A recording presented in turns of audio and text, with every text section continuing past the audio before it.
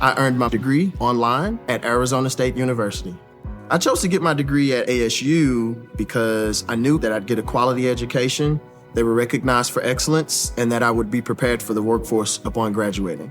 To be associated with ASU, both as a student and alum, it makes me extremely proud, and having experienced the program, I know now that I'm set up for success.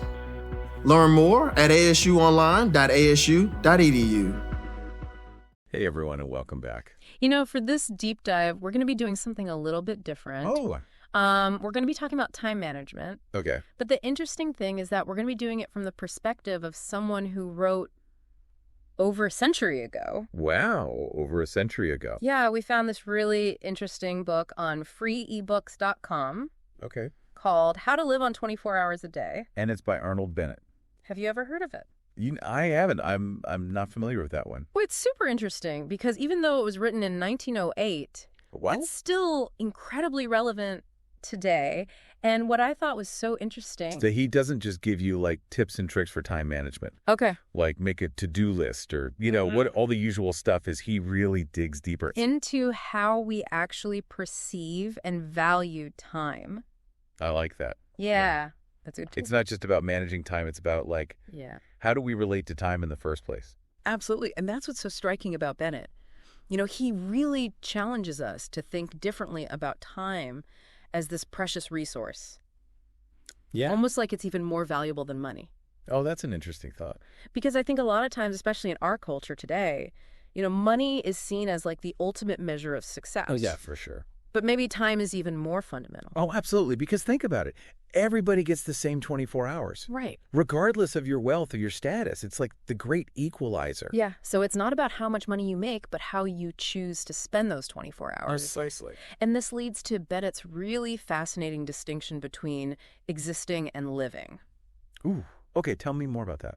Yeah. So he says that, you know, just going through the motions, you know, just letting the hours slip away without intention. Yeah. That's merely existing. Truly living, though, is about actively engaging with each hour. And making conscious choices about how we spend our time. So it's not just quantity, it's quality, right? Like, I could be super busy all day long, right? But if I'm not really present and engaged in what I'm doing, right, I'm just existing. Exactly. And to kind of illustrate this point, Bennett uses this really powerful analogy in the book. Okay, that's me. He compares life to this vast estate. Okay. And our time to the income that that estate generates. Okay, I'm listening. And he says that most people are content to kind of live off the meager interest, you know, that their time generates. They're just barely scraping by. Yeah. But truly successful individuals, those who truly live, they invest their time wisely. Okay. They cultivate their estate. And they reap far greater rewards as a result. Wow. That's such a vivid image. Like, we're not just passively receiving time. Right. We have the power to invest it and grow its value. Absolutely.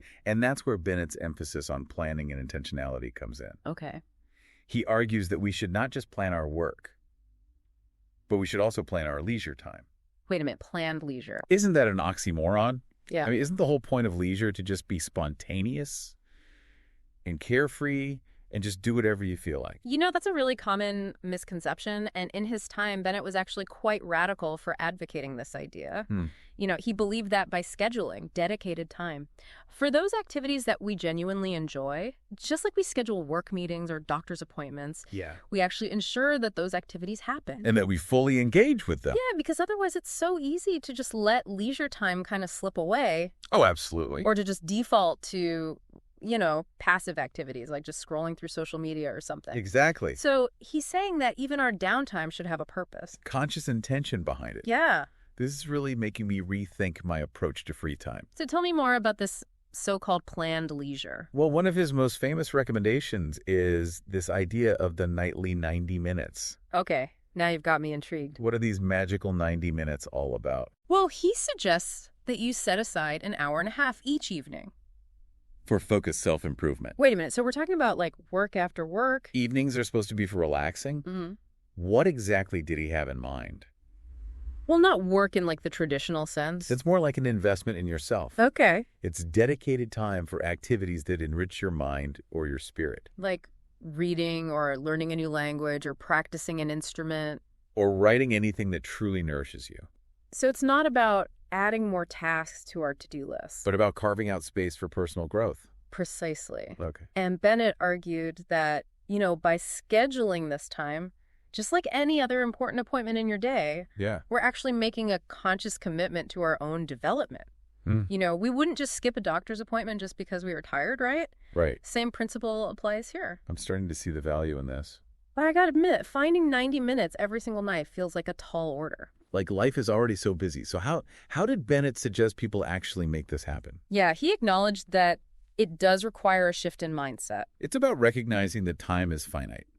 We can't do everything, and we need to be intentional about how we spend it. And that sometimes means saying no to things that are less important. So it's about prioritizing. Choosing to invest in ourselves instead of, mindlessly scrolling through social media or watching another episode of that show we've already seen a dozen times. Exactly. Bennett wasn't anti-fun. He loved theater and art, and he believed that leisure was essential for a well-lived life. But he stressed that we should be deliberate about how we spend that free time. Choosing those activities that truly rejuvenate us and contribute to our growth. This is really resonating with me. I'm definitely guilty of letting evenings slip away in a blur of kind of mindless activities. I think I might try this nightly 90 minutes experiment. I encourage you to.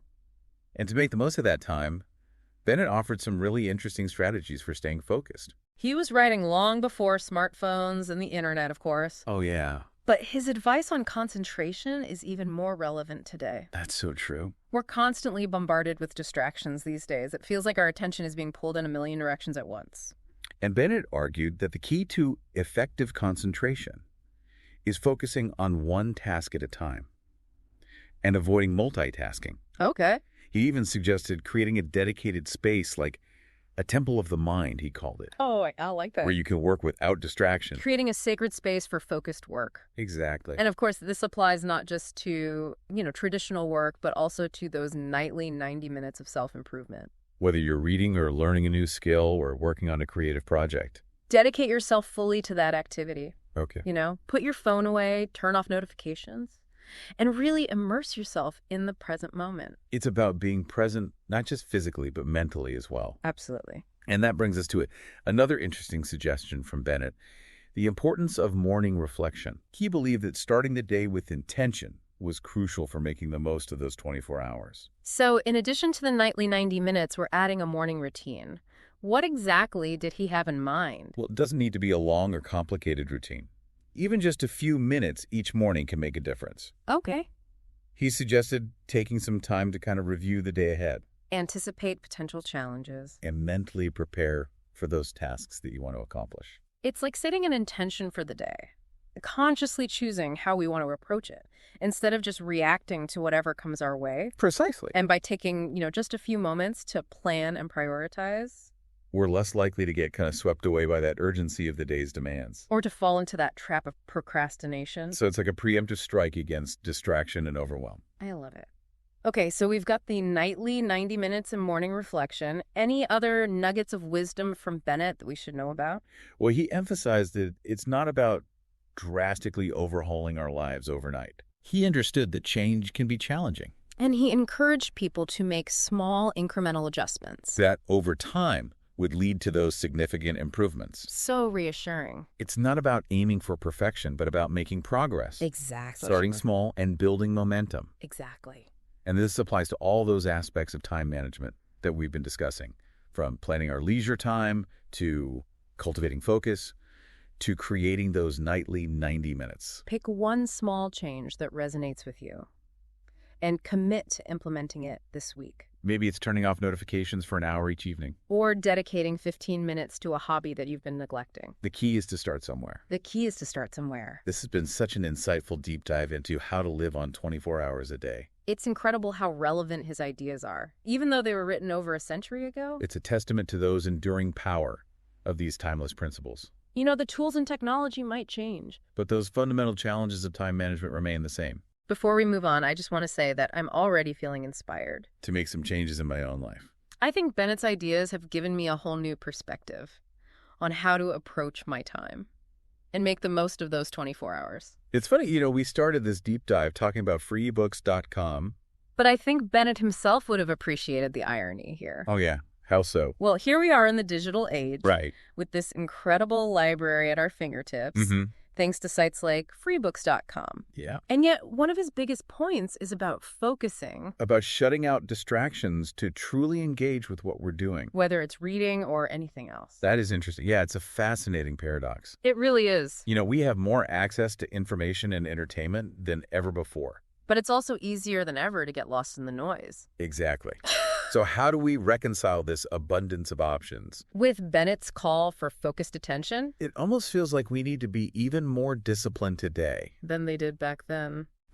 Well, I think Bennett would argue that the principles remain the same, even if the distractions have changed. He stressed the importance of consciously choosing how we spend our time, Right. not letting it be dictated by, external forces. This is about taking control. Being the driver of our own lives, instead of just passively reacting to whatever pops up on our screens. Exactly. And this ties back to his emphasis on planned leisure. Yeah.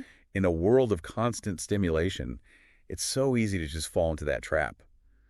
Just scrolling and clicking and letting our time slip away. Without any real intention behind it. But Bennett's suggesting we should be as intentional about our relaxation. As we are about our work. Precisely. And that's where those e-readers you mentioned earlier can actually be quite helpful. Oh, okay. How so? Well, imagine, setting aside 30 minutes each evening to curl up with a good book on your Kindle or your Nook. It's a way to create a deliberate boundary between the digital world and a space for focused relaxation. It's like creating a little ritual for ourselves. A time to unplug and recharge. I love that. And it doesn't have to be just reading, right? Right. It could be listening to music or spending time in nature. Working on a creative project, anything that truly nourishes you. Yeah. And helps you disconnect from that digital noise. So to bring it all back to Bennett's core message. We all have the same 24 hours. We do. And it's up to us to choose how we want to live them. It's about recognizing that time is our most valuable asset. Even more so than money. And that we have the power to invest it wisely. It's about making conscious choices, being present in each moment. And creating a life that's both productive and fulfilling. Absolutely. And it's about remembering that small changes, implemented consistently over time, can lead to some really remarkable transformations. So as we wrap up this deep dive, we want to leave you with a challenge. Okay. What's one small change you can make this week? Inspired by Bennett's ideas to live more fully in your 24 hours. Maybe it's dedicating 30 minutes each evening to an activity that you truly enjoy. Scheduling it in your calendar just like a work meeting. Or maybe it's taking 5 minutes each morning to reflect. And set an intention for the day ahead. Whatever it is, make it a conscious choice. A deliberate step towards creating a life that aligns with your values and your priorities. And remember, freeebooks.com is a fantastic resource for exploring new ideas. And continuing your journey of personal growth, there's a whole world of knowledge out there waiting to be discovered, all for free. So go out there, make the most of your time, and until next time, keep driving deep. Today is your lucky day. Today is the day that our $3 website works for you, paying you directly to your PayPal daily. Imagine $3 ongoing continuous payments to your PayPal account. Imagine falling asleep and waking up to $300 in your PayPal account. How would this make you feel? How could this help you?